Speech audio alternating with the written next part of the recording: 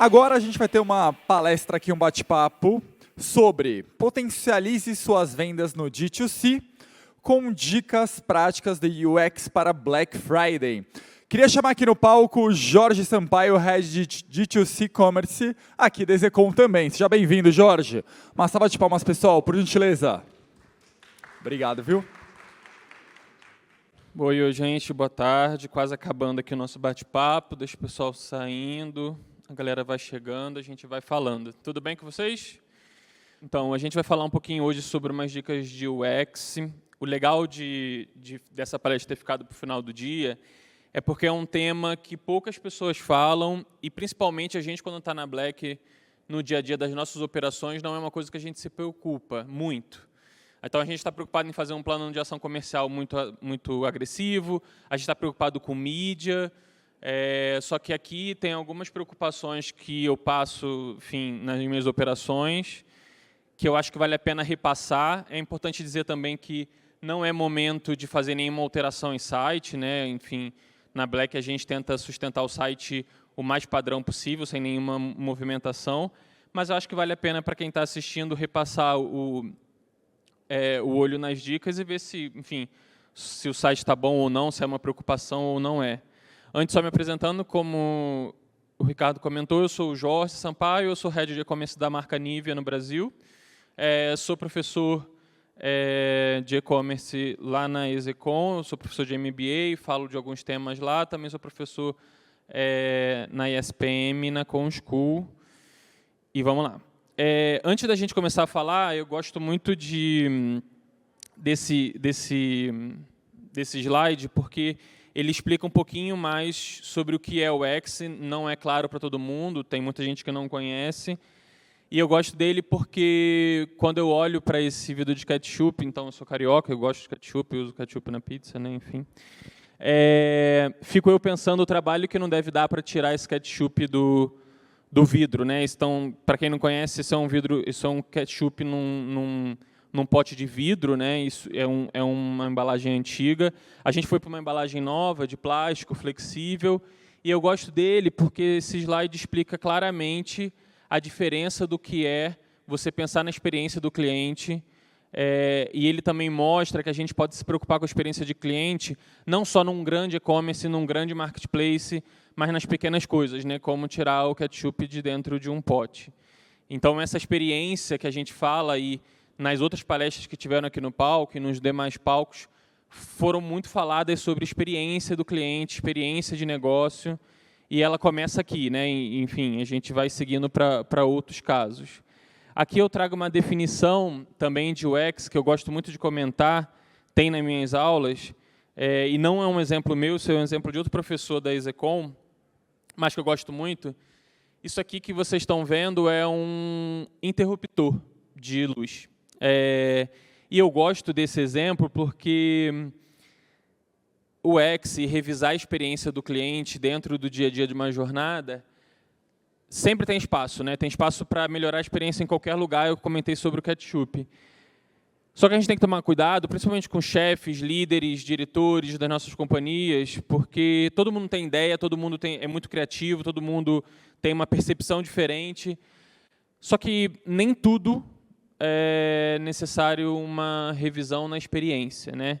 E o legal de comentar aqui é que, quando você pega uma coisa super simples como essa e você bota ali um manual de como usar um interruptor, é sinal que ficou muito complicado para o usuário, né? Sinal que você complexificou muito uma coisa que era teoricamente simples. Principalmente quando você bota um QR Code ali ainda para explicar mais ainda. Então, o importante é dizer que funciona para tudo, mas é muito importante você tomar cuidado de não complexificar uma coisa que é simples e funciona e o usuário sabe como usar. De novo, eu falei do ketchup, estou falando de interruptor, a gente vai chegar no e-commerce nos próximos slides, mas acho que vale a pena a gente começar por esses para abrir aqui a discussão. Falando ainda de UX, é importante dizer que ele não se trata somente de layout, página, cor do botão, a experiência do consumidor. Quando a gente fala de UX, ela vai da jornada fim a fim. ela é uma jornada longa, ela vai até a embalagem lá do consumidor, quando chega na casa do consumidor, ela passa ali pela avaliação do consumidor. É importante dizer também que não é um trabalho de uma pessoa que fica no time de TI isolado lá atrás. A UX ele é um trabalho de todo mundo, então todo mundo é consumidor, todo mundo tem papel de consumidor, e vale a pena os olhos de todo mundo, né? Todo mundo participa dessa área. E eu trago esse print do site da Olímpicos para a gente dar uma refletida, né? Eu gosto dele também porque, aparentemente, ele é um slide simples. A gente tem uma PDP, uma página de produto com todas as informações que a gente precisa, né? Clássicas, foto, descrição, título, avaliação, header e por aí vai. E eu gosto de começar refletindo sobre o UX, olhando para essa página, porque ela, teoricamente, é uma página simples. E aí eu peço que vocês olhem, avaliem aí internamente com vocês o que vocês mudariam, pensando aí na experiência do usuário. Quando eu começo as minhas aulas, né, ou no dia a dia da minha operação, conversando com as pessoas, pedindo para elas olharem para uma PDP, eu gosto desse exemplo porque as pessoas, quando olham para essa página, principalmente, elas têm uma percepção de poluição, de carregado, de muita informação. E aí, de novo, né, não é uma questão de certo ou errado, não é uma questão de gosto, né? Tudo aqui é metrificado, tudo aqui a gente contabiliza, mas eu gosto de trazer um exemplo da Centauro, com o mesmo produto, exatamente as mesmas informações, para que vocês pensem. Muitas pessoas, como eu comentei, não sabem dizer o que sente desconforto ali na página da Olímpicos, mas quando a gente abre essa comparação, pensando em usabilidade, ainda em e-commerce, a gente tem as mesmas informações numa página bem mais clean, bem mais limpa, e aqui a percepção, né, e a reflexão para a gente, nesse bate-papo sobre o UX, é lembrar que menos é mais quando a gente fala de experiência do cliente, né? Quando a gente fala de usabilidade, esse senso de tranquilidade, de paz, de uso da página da melhor forma possível, é o que manda no dia a dia de uma operação quando a gente fala de UX. E ainda falando de página de produto, eu gosto de conversar também e dividir com a galera de que uma página de produto ela pode ser o que a gente quiser. Isso depende muito do que a sua marca está querendo imprimir para o consumidor. E por que eu falo isso? Porque, enfim, já trabalhei em muitas marcas, em marcas que o marketing fala muito alto, em marcas que a venda é muito relevante, que a venda é muito importante. E o mais importante é dizer para vocês que uma home, uma PDP, uma página de um e-commerce, ela é flexível, ela é dinâmica e ela tem que ser dinâmica, né? O consumidor espera flexibilidade, ele espera oxigênio de uma página de produto. Aqui a gente está vendo uma página de produto de uma mesma marca, né? É uma marca de produtos musicais. Aqui a gente tem uma página de produto, né? Os produtos estão um pouco mais para baixo, a gente está vendo o vídeo aqui, é uma página dinâmica, enfim. Aqui imprimindo muito mais awareness, imprimindo muito mais imagem de marca, e ali uma coisa direta ao produto e preço, sem muita informação, no caso, muito floreio, indo direto ao produto. E aqui, quando a gente fala de experiência, é legal a gente pensar que o site ele é mutável e a gente tem que fazer o site sempre voltado para o consumidor, mas sempre lembrando de qual é o norte que a marca vai dar para o seu usuário, né? Então, a gente está falando de uma marca forte, a gente está falando de um marketing relevante, isso varia de marca para marca.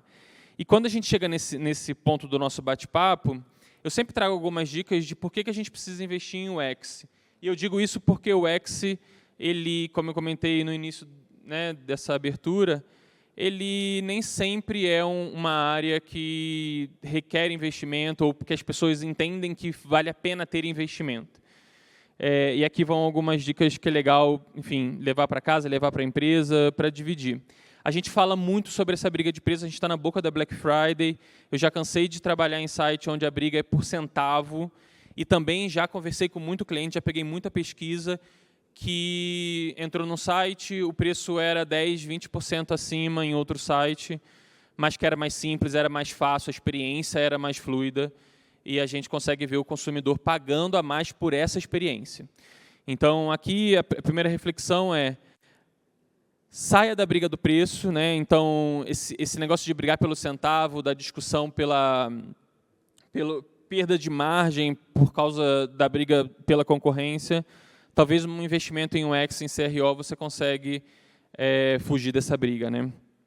Ainda falando da experiência do consumidor, é importante dizer que, uma vez que você trata o consumidor da melhor forma possível, você entrega uma melhor experiência para o usuário, não tem, a gente estava falando na palestra anterior sobre custo de aquisição de cliente, não tem mídia melhor do que um consumidor defendendo a sua marca, falando bem da sua marca. Então, aqui é importante a gente lembrar do CAC, né, que a gente, enfim, nas nossas operações passamos por esse indicador e refletimos sobre esse custo no nosso dia a dia, e pensando aí na experiência do usuário, principalmente voltando lá no início, sobre essa experiência fim a fim, né, indo para a caixa, para o pós-venda e todo o restante que a gente acaba esquecendo. E aqui vai um conceito, principalmente falando que a gente trabalha bastante em UX, de paradoxo de escolha. Eu não sei se vocês lembram lá do interruptor que eu comentei. Esse é um conceito que a gente usa quando a gente aplica as questões de UX no dia a dia das operações, e principalmente voltado para aqueles diretores e para aquelas pessoas que falam: cara, a gente tem que entregar o máximo de opção, o máximo de opções diferentes para o consumidor. E o paradoxo de escolha é exatamente uma métrica que a gente usa entre a quantidade de opções que a gente passa, e aí isso aqui é aplicado para várias coisas. Isso que pode ser usado para sortimento, para tipos de layout de site, para cor de botão, e a gente usa isso para várias questões. Mas o mais importante aqui é refletir sobre o tempo de decisão de usuário versus a quantidade de escolha. E eu não trouxe aqui a fonte, eu não me lembro de cabeça, mas foi feita uma pesquisa mostrando que quanto mais opções, maior o tempo de decisão. E existe um ponto ideal, isso aí vai variar de categoria por categoria, de produto por produto, mas existe um ponto adequado que vocês estão vendo, onde o consumidor desiste do processo de compra. E aí, se vocês se pegarem para refletir, sei lá, vai comprar um macarrão no mercado, você chega numa prateleira, você olha aquilo tudo de macarrão, você para e se reflete, você fala: cara, eu queria só um pacote de macarrão. Né, e tem uma porção de escolha. Né? E aí é importante vocês pensarem isso, principalmente quando vocês estiverem fazendo um processo de decisão de layout, a gente usa muito esse paradoxo de escolha. E aqui eu trago algumas questões que a gente analisa, principalmente áreas que tratam CRO e UX. Né? É importante dizer que UX e CRO, nem sempre a gente tem uma área dentro de uma empresa, né? A não ser que você seja uma Magazine Luiza ou um Mercado Livre, né, um marketplace super grande, você vai ter uma área de CRO UX. Isso é muito contratado por agências, né, de mercado, mas essa é a mandala do UX. Né, a gente analisa quais são as telas, quais são os devices, qual o tempo de carregamento, a gente fala de teste AB, alguns KPIs e dados de SEO. Eu vou passar por algum deles e a gente vai refletir. Aqui a gente tem um slide do próprio E-Commerce Brasil, se eu não me engano, foi do último E-Commerce Brasil, mostrando tempo de carregamento e taxa de conversão em vendas. Então, essa pesquisa foi feita principalmente durante a Black Friday do ano passado, e foi observado o tempo de carregamento do site. Né? Se vocês olharem no eixo X, vocês vão ver 2,4 o tempo de segundos de carregamento de um site. Esse é o pico de conversão de vendas em uma média, né, do e-commerce brasileiro, em 1,9. A partir do momento que esse tempo de carregamento vai seguindo, a taxa de conversão vai caindo. Tempo de carregamento de site é uma coisa que poucas pessoas, né, poucos gerentes de e-commerce prestem atenção no dia a dia, principalmente no D2C. Carregamento de imagem, volume de imagem, texto, onde a imagem está hospedada, tudo isso impacta na velocidade de carregamento do site. E isso automaticamente impacta na conversão. E aí é importante, quem está na boca da Black, jogar o site de vocês em ferramentas gratuitas que tem online para saber como é que está o tempo de carregamento do site. Isso é super relevante e eu já vi muitas operações de e-commerce terem muitos problemas na Black por causa disso. Seguindo, a gente não pode deixar de conversar sobre devices, né? É importante dizer a história do Mobile First. A gente tem muitos equipamentos no Brasil, muitas resoluções diferentes. Quando a gente fala de CRO e UX, a gente precisa lembrar que a gente desenvolve um e-commerce para todo mundo, para todos os equipamentos, para todos os devices. Isso é muito relevante. É uma preocupação que a gente passa pouco. E aí eu queria também lembrá-los sobre o teste AB, né? Na última apresentação, ele estava falando um pouco sobre dados, e principalmente quando a gente fala de UX, nada é sobre gosto, porque gosto é muito peculiar, né? Cada um aqui tem uma opção, um gosto específico, e quando a gente fala de dados, principalmente quando a gente está expondo para o consumidor, é muito mais sobre o processo de escolha e numérico, né? E a gente usa o teste AB principalmente quando a gente está tomando uma decisão sobre layout, né? Então, vou botar o botão vermelho, o botão verde, vou botar uma imagem X ou uma imagem Y. A gente costuma lançar, metrificar e botar em 2 grupos diferentes de consumidores para que eles tomem a decisão. E daí a gente compara as 2 bases. Eu trouxe aqui, vocês estão vendo a Netflix, já vou botar vocês na mesma página, porque a Netflix é um case de mercado muito relevante sobre teste AB. Eles não tomam nenhuma decisão que não seja voltada para o consumidor. Isso aqui é uma série que eles tinham antigamente, e eles usam uma capa para cada país especificamente, né? E essa capa não foi decidida por eles lançam a capa para vários grupos de usuários, eles vão escolhendo, uma vez que a decisão foi feita por uma capa específica, eles plotam essa capa e ela segue no portfólio. É legal dizer isso porque, de novo, cada pessoa tem um gosto, cada gosto é um mundo diferente. E aqui eu trouxe, só para vocês verem como é que isso é diferente, aqui a gente tem a capa da Netflix padrão e um processo de decisão de 2 capas diferentes. Aí eu vou pedir para vocês escolherem mentalmente uma das 2, qual para vocês faz mais sentido, e, enfim, espero que vocês já tenham pensado. E essa foi o processo de decisão da Netflix. O legal é vocês verem que, quando a gente fala de teste AB, é lógico que não é exatamente como a gente está fazendo aqui, né? A gente está fazendo um exercício um pouco mais solto, mas quando a gente está falando de Netflix, os 2 públicos são iguais, a gente está falando de um público muito semelhante para o processo de decisão ser comparável, né, minimamente comparável, e aí claramente é feito uma escolha. E aí é legal dizer que o teste AB é uma ferramenta que a gente usa no e-commerce, a gente usa em UX, a gente usa em CRO, e ele está disponível, enfim, para vários outros segmentos. É muito importante a gente lembrar dessa ferramenta quando a gente estiver fazendo um processo de decisão nas nossas operações.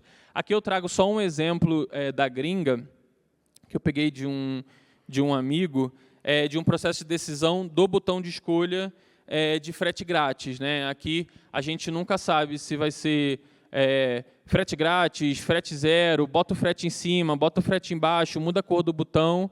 Enfim, aqui cada uma delas entrega um resultado diferente.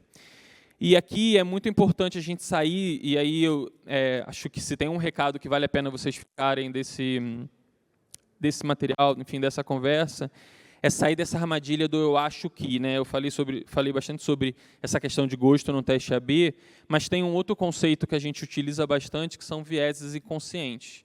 Não sei se vocês já ouviram falar sobre esse conceito, mas aqui quando a gente fala sobre vieses inconscientes, quando cada um carrega um viés inconsciente, é porque cada pessoa aqui, cada pessoa nesse fórum foi criado em um país, foi criado em uma região, foi criado por um grupo de família, cada um carrega consigo estigmas, decisões e conceitos, o que fazem a gente, quando a gente olhar para uma escolha e vai olhar para tomar uma decisão, ter um viés sobre um assunto específico.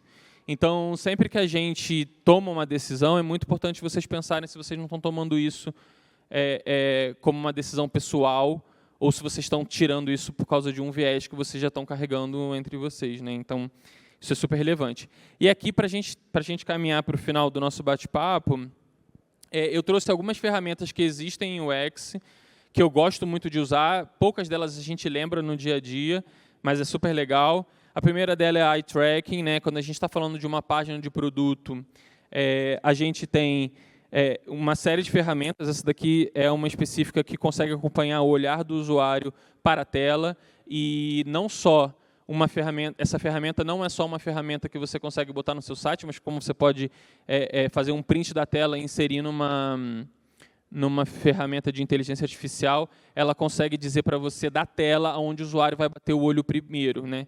Isso é relevante por quê? Porque nem sempre a gente está dando destaque para o que a gente quer dar destaque na página, né? Às vezes você bota uma informação, pinta de vermelho, bota um botão enorme e você acha que o cliente está olhando para lá e ele está olhando para o outro lugar, né? De novo, sem ser opção sua, sem ser o que você acha, é muito mais sobre dados, né? Ainda sobre o eye tracking, existe essa ferramenta que é sobre clique, né? Então, é muito mais sobre aonde o cliente está clicando. Quanto mais vermelho está a página, né, ou a área, é onde mais o cliente clica. Essa ferramenta é usada principalmente para a gente saber se o cliente está indo para o botão de comprar, se não está indo, se ele está passando a foto, se ele não está passando. É importante dizer que essa ferramenta ela pode medir, inclusive, em públicos, né? Público masculino, público feminino, crianças, não crianças, enfim. É muito importante a gente saber isso, porque cada público é um público, né? Então, essa ferramenta é super legal. E outra ferramenta, que eu acho também muito bacana, principalmente para acompanhar a jornada de consumidor, é essa de acompanhar a navegação do usuário. Então, essa é um GIF aí do Hotjar, que é uma das ferramentas que a gente costuma utilizar no dia a dia das operações, que acompanha por onde vai o mouse do usuário até ele terminar a jornada. E por que isso é importante? Porque a gente tenta, no dia a dia de uma operação de e-commerce, empurrar o consumidor para a página de produto, da página de produto até o checkout, do checkout até finalizar a compra. Aqui é muito importante para vocês entenderem se o cliente está fazendo o caminho que você esperou que ele fosse fazer, né? E se não está fazendo, será que tem alguma coisa que está distraindo ele durante a jornada? Será que tem alguma coisa que está puxando a atenção dele e está impedindo ele de seguir por onde a gente espera, né? Então, essa ferramenta ajuda muito a gente nesse sentido. Também é muito comum a gente usar perguntas, né, na página de produto. Não sei se vocês já viram, mas quando vocês estão saindo ou com o cursor indo para a tela de fechar, abre aquele pop-up, muitas das vezes chato, mas, enfim, acaba que ajuda a gente no dia a dia a entender por que o consumidor está deixando aquela página, né? Então, isso aqui é uma ferramenta, também, se eu não me engano, esse print também é do Hotjar, mas isso aqui faz uma economia de custo muito grande, porque você consegue botar o próprio usuário para responder qual é o problema daquela página, ou qual é o problema que está impedindo ele naquela navegação. Aqui vale a pena, né, a gente deixar o disclaimer só de tomar muito cuidado, porque pop-up, opção, às vezes acaba atrapalhando mais do que ajudando, mas se o consumidor já está saindo, você já está perdendo o usuário, é uma boa hora de botar uma pesquisa, né, uma pergunta. Aqui algumas reflexões, né? Então, vale a pena a gente só revisar. Cliente, né, usuário, cliente de e-commerce gosta de se sentir seguro. E como é que ele se sente seguro, né? Selo de segurança, né? Então, é uma coisa que a gente até usa, muitas plataformas já trazem no rodapé da página, outras a gente precisa botar manualmente, mas é muito relevante, é uma coisa super boba, super fácil de fazer. E tem um impacto, aí eu não tenho número, né, não tenho um dado, não é uma coisa tangível, mas traz uma segurança para o usuário durante a jornada, né, quando ele bate o olho nos selos, e muitos dos selos que eles já conhecem, porque isso aqui está, enfim, em quase todos os e-commerce, ele se sente um pouco mais seguro para seguir no processo de compra, na jornada que ele está seguindo, né.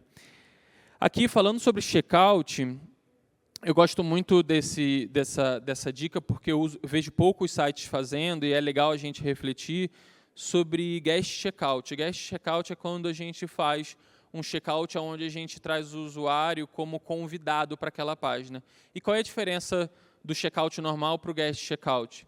No guest checkout, eu pergunto exatamente o que eu preciso para ele terminar de fazer a compra. Então, eu não pergunto uma série de outras informações. Por exemplo, na Nivea, a gente pergunta tipo de pele, pele oleosa, pele seca.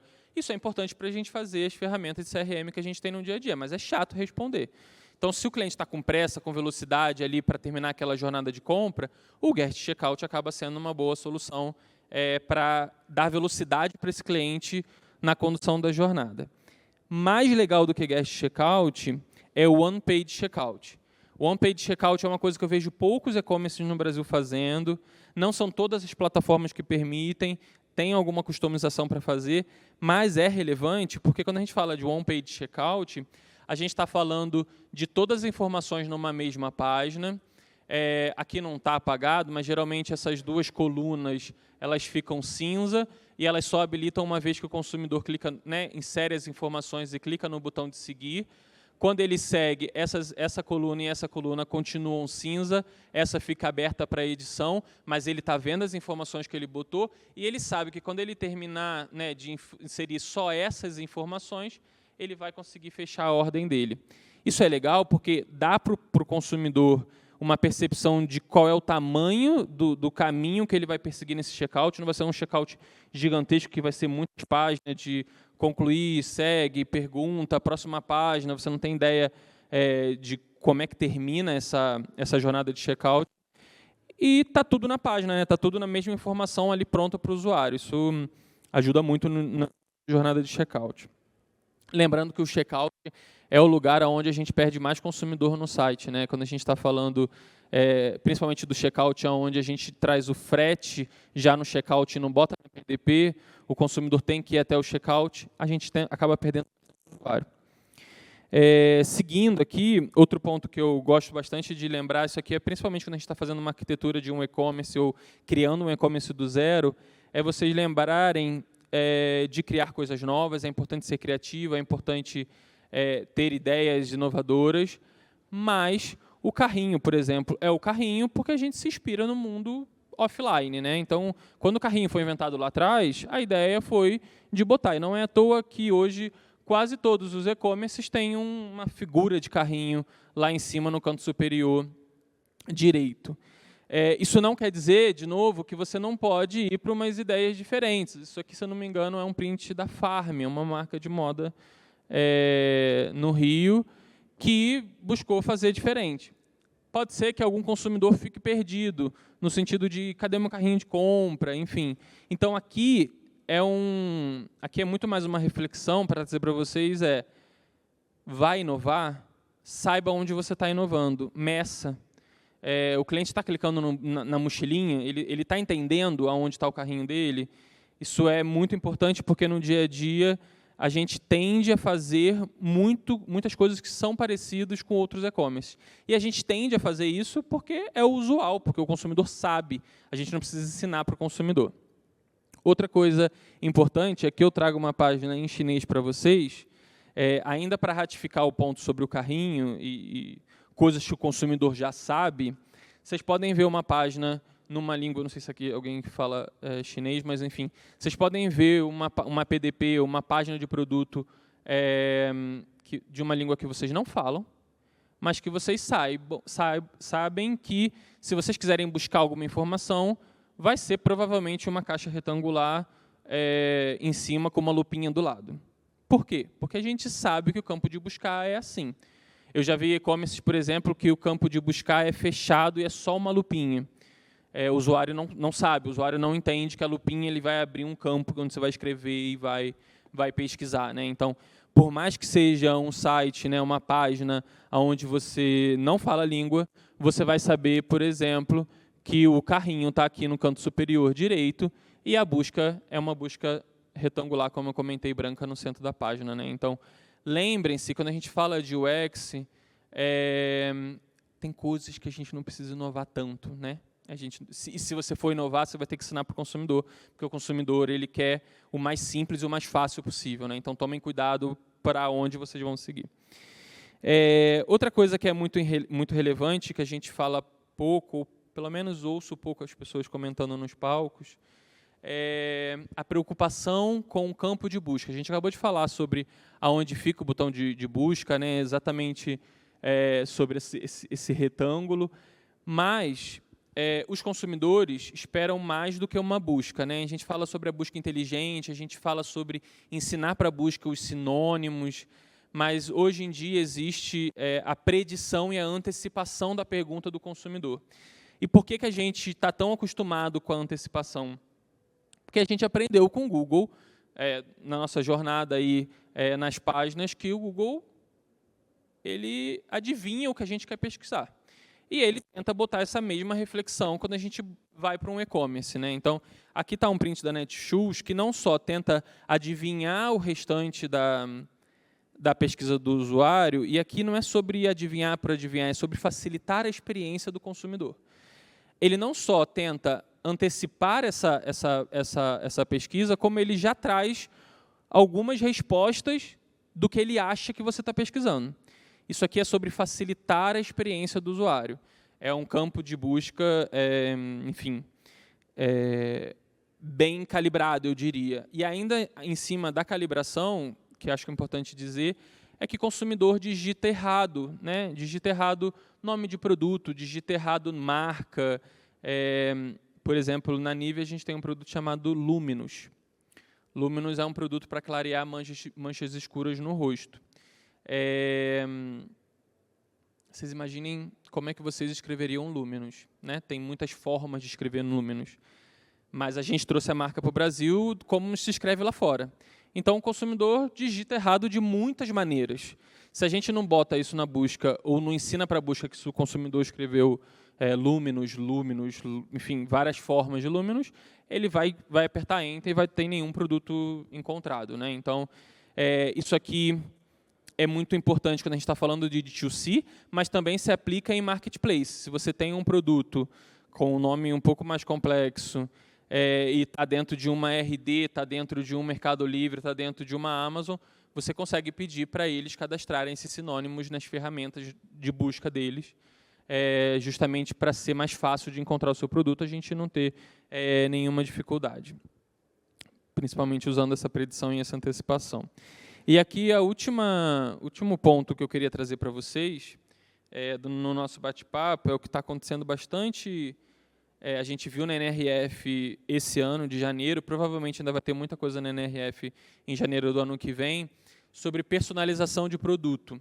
Personalização está acontecendo, muitos e-commerces fazem, não é nenhuma grande inovação, mas a preocupação, a gente está num bate-papo sobre o X, é como é que você vai entregar essa personalização para o usuário, como você vai entregar essa solução de personalização, como é que o consumidor vai personalizar o produto. Então, aqui eu trago um exemplo da Ralph Lauren, que traz as opções de personalização. Ainda na PDP, o consumidor consegue selecionar, escolher. Se for um caso de escrever um nome, por exemplo, vai ter um campo ali embaixo separado, escrito, enfim, um campo aberto para o consumidor escrever, mais simples possível, né? E aqui é importante a gente refletir, porque hoje a gente está falando de personalização. No futuro, sei lá, no ano que vem, em outro momento, a gente vai estar falando sobre uma outra inovação quando a gente fala de e-commerce. É sempre importante a gente pensar como é que a gente vai entregar essa personalização ou essa inovação para o consumidor para que ele possa manipular. E aqui, para fechar aqui o nosso bate-papo, o último slide, eu termino sempre o meu bate-papo com uma biblioteca para quem gosta do assunto, para quem quer se aprofundar, para quem quer, enfim, conhecer um pouco mais, descobrir que a galera gosta mais de vídeo do que livro, então eu costumo terminar meu bate-papo com 3 livros, geralmente um chato, um médio e um fácil. O primeiro ali, Não Me Faça Pensar, é o fácil do rolê. Se vocês gostam de livro, vale super a pena comprar. É um livro que fala sobre o processo de escolha na frente do linear ou na frente de uma PDP especificamente, como o consumidor faz esse processo de escolha. É muito utilizado no mercado, é um livro super velho, e ainda muito relevante. O livro do meio é sobre o paradoxo de escolha que eu comentei com vocês, porque eu falei um milímetro sobre o paradoxo de escolha, ele é muito mais profundo. E o último ali é um livro que a gente usa muito em UX, design centrado no usuário, mas é um livro extremamente técnico, enfim, muito mais usado por profissionais que trabalham com isso. Embaixo a gente tem um vídeo no Magalu explicando como o Magalu faz o UX nas suas páginas no dia a dia. é um vídeo super relevante, não valeu a pena trazer aqui porque ele é muito longo. E para terminar ali, eu trouxe 2 séries. Black Mirror é uma série mais antiga, mas muito relevante, importante vocês já terem visto, fala muito sobre e-commerce. E uma série nova que a gente está conversando bastante sobre Dark Matter. Vale a pena vocês conferirem, está disponível na Apple TV. E lá em cima eu trago 2 canais do YouTube que falam sobre o X para e-commerce. Não são canais meus, são de amigos de mercado, mas que tem um conteúdo muito relevante. E se vocês quiserem ver vídeo rápido, enfim, se aprofundar, são dois canais que eu gosto bastante. E é isso. Muito obrigado, gente, pelo tempo. Aqui está o meus contatos, se vocês quiserem bater um pouco mais de bate-papo. Se vocês tiverem perguntas, eu estou à disposição. Ricardo. Uma salva de palmas, pessoal, aqui para o Jorge, antes de tudo. Obrigado, viu, Jorge? Dúvidas, por favor. Bom, você chegou a falar sobre a questão do guest checkout. Sim. E que a cada nova funcionalidade ou qualquer coisa assim, a gente pode ter a necessidade de ensinar isso para o nosso cliente. A gente lida com e-commerce e tal. Em que momento eu ensino para esse usuário padrão, que está acostumado ao checkout completo, que ele precisa conhecer esse guest checkout e fazer com que ele não fique com dúvida se ele faz o checkout padrão ou ele clique no guest checkout? Boa. Sobre essa questão de explicação, é importante dividir com vocês que cada caso é um caso, cada funcionalidade nova que você entrega vale a pena explicar de uma forma diferente. Quando a gente fala do guest checkout especificamente, é uma funcionalidade que não é tão desconhecida assim, né? Se eu fosse lançar um guest checkout especificamente, eu botaria um campo embaixo explicando o mesmo checkout com menos informações, um campo de disclaimers, enfim, sobre essa funcionalidade, porque é uma coisa mais simples. Quando a gente está falando de um novo carrinho, um novo carrossel, enfim, uma funcionalidade nova, existem explicações um pouco mais complexas, mas nesse caso eu acho que um simples disclaimer já resolve. Show? Mais alguma pergunta? Show de bola. Acho que é isso. Obrigado, viu, Jorge? Prazer te ter aqui. Imagina, até a próxima. Bota palma de novo, pessoal. Obrigado.